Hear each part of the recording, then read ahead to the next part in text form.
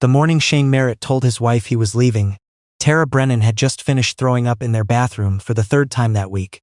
Not from a stomach bug, not from bad takeout, but from the first round of chemotherapy she had started 6 days earlier. She came out wrapped in a towel, still pale, one hand braced against the doorframe for balance, and found him sitting on the edge of their bed with a duffel bag already zipped beside his shoes. "Shane," she said his name like a question. He didn't stand up, he didn't quite meet her eyes. "I've been thinking."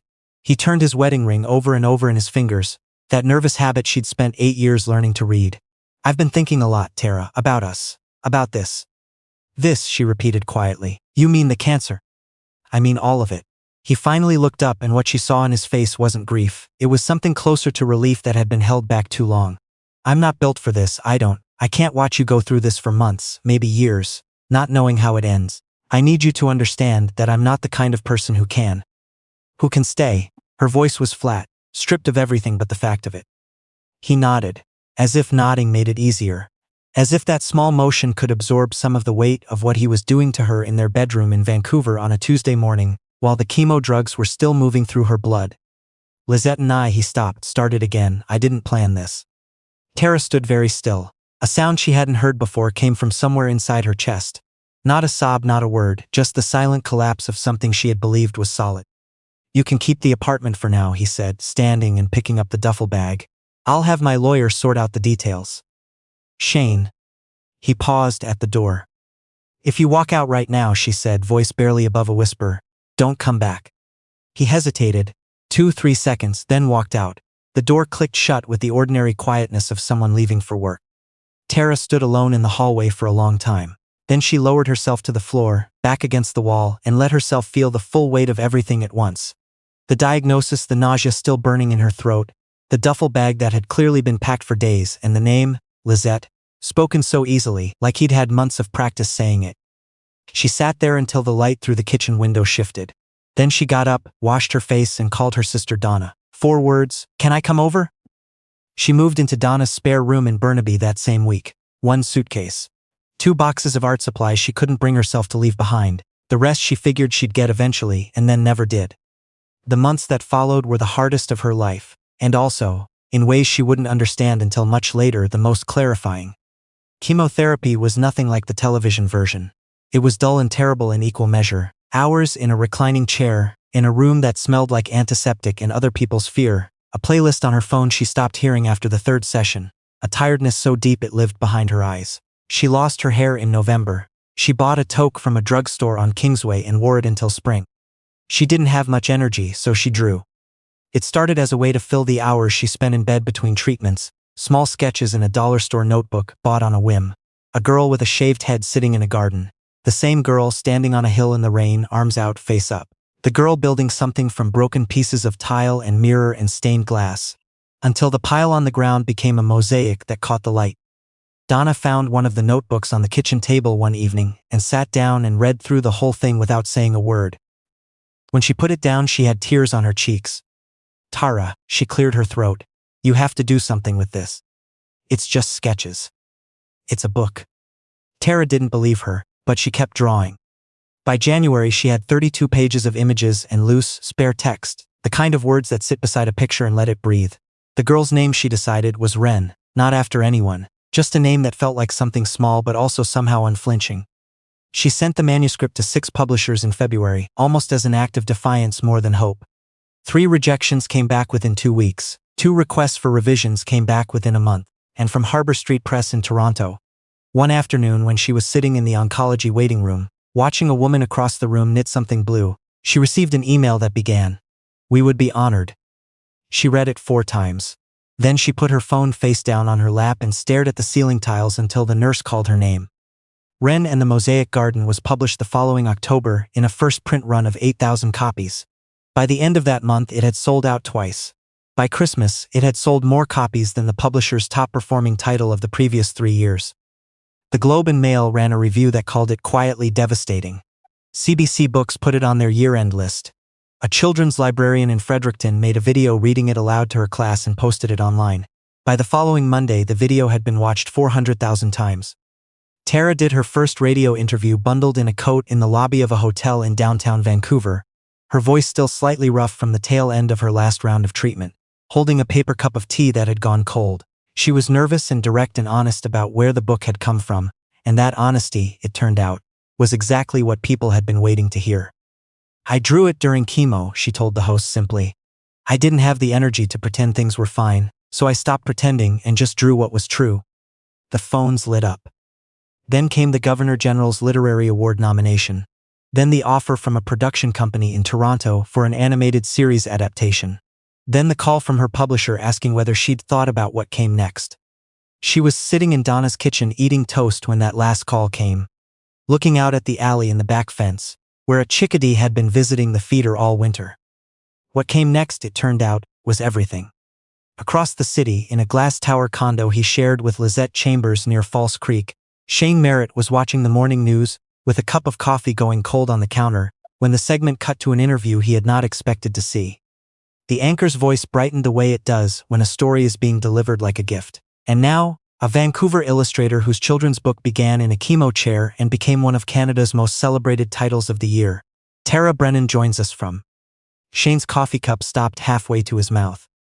On screen, Tara sat across from the interviewer in the CBC Vancouver studio. She looked different, steadier somehow than the woman he remembered. Her hair had grown back. She was wearing a deep green jacket he didn't recognize. She laughed at something the interviewer said, a real laugh, not the careful kind, and the camera caught the ease of it completely. "The rights have been optioned for an animated series," the anchor was saying, in a deal reported to be worth. Shane set his cup down on the counter, hard. Lisette appeared in the kitchen doorway, wrapped in a silk robe, mid-scroll on her phone. She glanced at the television screen. "Is that your?" "Yes." A silence passed between them that had the particular texture of a question. Neither one wanted to answer out loud. "She looks good," Lisette said eventually, and went back to her phone. Shane stood in front of the TV for 3 full minutes after the segment ended. Then he sat down at the kitchen table and stayed there for a long time looking at nothing. He told himself he was not going to reach out. He repeated this to himself for 11 days. On the 12th day, he found her publisher's contact page and sent a carefully worded message, asking them to pass along his congratulations and his phone number. Nothing came back. He found Donna's Facebook profile through a mutual acquaintance and sent a message there. Donna read it. The receipt was visible and did not reply. He tried a phone number connected to an old shared streaming account, still linked to Tara's email. He called it. The number had been disconnected. He wrote a handwritten letter to her publisher's Toronto address, choosing pen and paper because it felt more sincere than a screen. It was never acknowledged. Tara had not changed. She had simply moved somewhere he could no longer reach. That same spring, Lisette ended things. She did it the way she did most things, with precision and minimal sentiment. She sat him down at the dining room table they had picked out together, folded her hands in front of her, and told him she'd been seeing someone else for 4 months. A senior partner at her firm, established, certain of his future in ways Shane no longer was. "I'm not sorry for how this started," she said, meaning the two of them, meaning Shane leaving Tara in her worst hour. "But I am sorry that you thought it would turn into something it was never going to be." She moved out within the week, taking the Nespresso machine and the good cast iron pot, leaving behind a closet full of wire hangers and the faint trace of a perfume that now smelled only like an error in judgment. Shane stood in the empty living room the evening she left, and tried to recall the last time he had felt like things were genuinely going his way. He couldn't land on a single moment. The architecture firm let him go that summer. A restructuring, they called it, a right-sizing, a strategic realignment, every corporate phrase invented to avoid the plain word for what was happening. He had been there 9 years. His desk was cleared in an afternoon. His keycard stopped working by 5 o'clock. The freelance contracts he'd expected to fall back on materialized slowly, then not at all. A residential development on the North Shore he'd invested in stalled in permitting disputes and then collapsed into receivership, taking a significant portion of his savings with it. The condo lease renewal came due, and the numbers no longer worked. By autumn, Shane Merritt had moved out of False Creek and into a basement suite in East Vancouver, with a small window that looked directly at a concrete wall. He picked up a part-time drafting contract with a small firm that mostly handled renovation permits. He told himself it was temporary. He thought about Tara every day. Not the way he used to think about her, as an obligation, as a life that had felt too narrow, too quiet, too without ambition. Now he thought about the mugs of tea she used to leave on his drafting table without saying anything. The way she had described her work once, simply and without drama. I just try to draw something true. The way she'd said don't come back and he had walked out anyway, as if he knew better than she did what she meant by it. He thought about what she had said on that CBC segment. I stopped pretending and just drew what was true, and understood belatedly and completely that she had been drawing something true long before the cancer. She had always been doing that. He just hadn't thought it mattered. On a Thursday in October, he came across an event listing on his phone. Vancouver Writers Fest, a ticketed evening conversation at the Waterfront Theatre featuring, and here he read the line twice, then a third time, Tara Brennan, in conversation about Wren and the Mosaic Garden and the upcoming animated series. He bought a ticket before he'd fully decided to. The Waterfront Theatre was nearly full.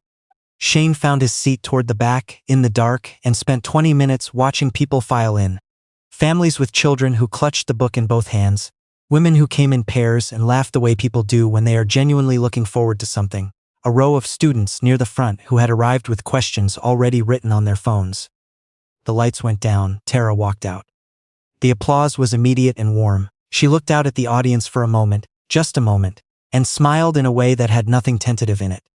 She talked for an hour, about Wren, about the notebook, about drawing in the dark, not knowing if any of it was going anywhere, drawing anyway because it was the only thing that felt honest. She didn't mention Shane by name. She mentioned the cancer not as tragedy but as weather, the kind that changes the landscape permanently, and also, in changing it, shows you what the landscape actually is.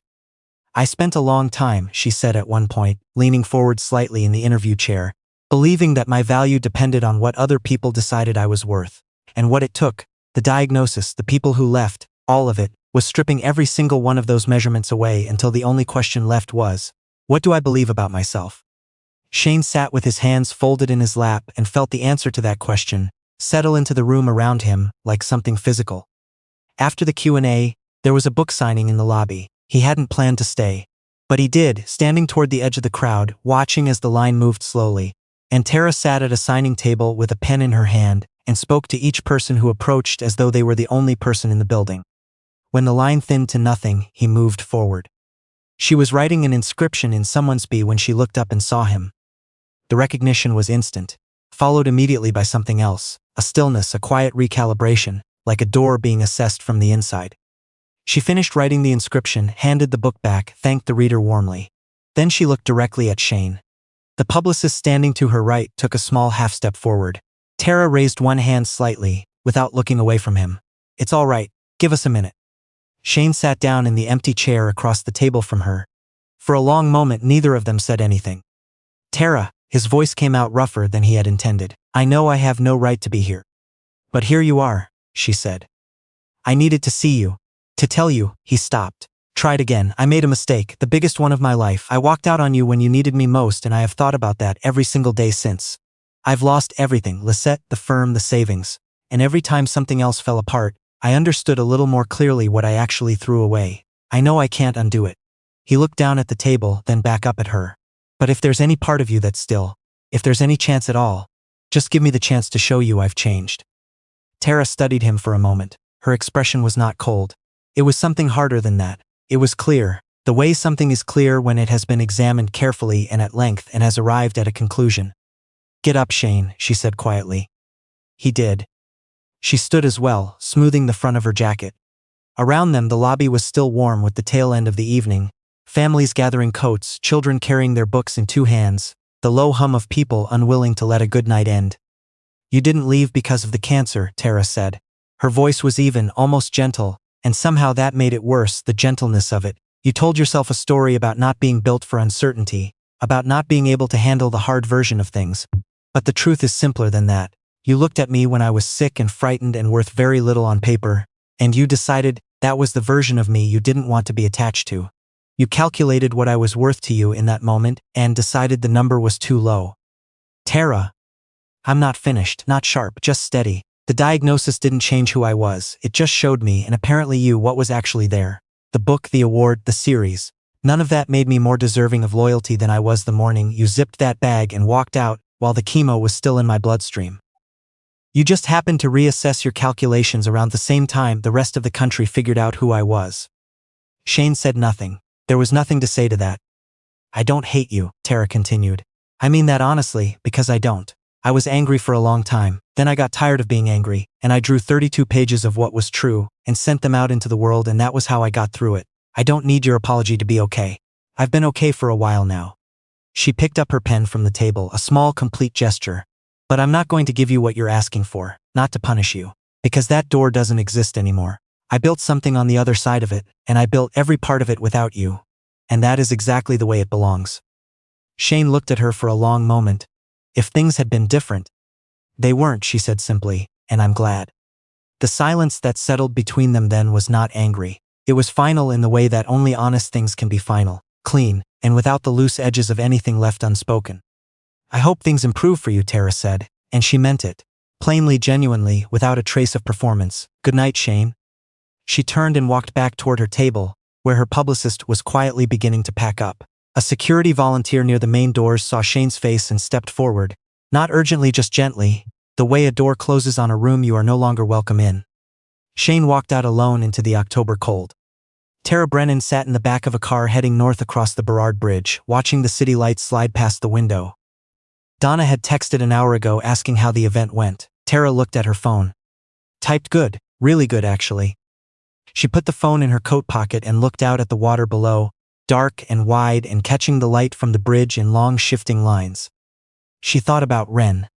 The character she had sketched during the worst months, in a dollar store notebook. Not because she believed anything would come of it, but because it was the only thing that felt real when everything else had stopped feeling real. A girl who kept building when the pieces kept falling. Who built the mosaic not because someone had told her she could. Not because someone came back to help. Not because the outcome was guaranteed. She built it because that is what you do with broken things, if you have any intention of continuing. You gather the pieces. You hold them up to whatever light is available, and if you keep going, if you refuse, stubbornly and without certainty, to stop, you find that the cracks let through a kind of light you never would have seen in anything that was still whole. The bridge fell away behind the car, the city opened up ahead. Tara leaned her head against the cool glass, and felt, for the first time in longer than she could exactly remember, entirely at peace with the precise shape of everything she had become.